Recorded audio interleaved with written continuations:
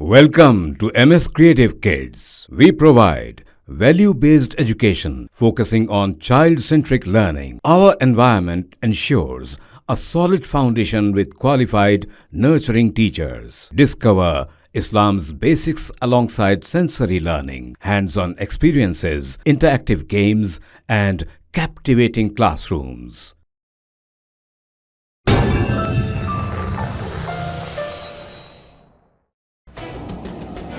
हैदराबाद के राजेंद्र नगर अप्पा जंक्शन के करीब एक पानी के टैंकर की टक्कर से 2 अफराद हलाक हो गए। जराये ने बताया कि इतवार की सुबह की अवलीन सातों में यह हादसा राजेंद्र नगर अप्पा जंक्शन के करीब उस वक्त पेश आया जब कार रोककर 2 अफराद तस्वीर कशी कर रहे थे। पानी के टैंकर ने उन्हें टक्कर दे दी। मनीषा और चंद्र तेजा मौके पर ही हलाक हो गए। पुलिस ने टैंकर के ड्राइवर को हिरासत में लिया है। ड्राइवर की शिनाख्त प्रशांत के तौर पर की गई है। वो हालत नशा में टैंकर चला रहा था। पुलिस ने नाशों को पोस्टमार्टम के लिए अस्पताल मुंतकिल किया है और एक मामला दर्ज कर तफ्तीश शुरू कर दी है।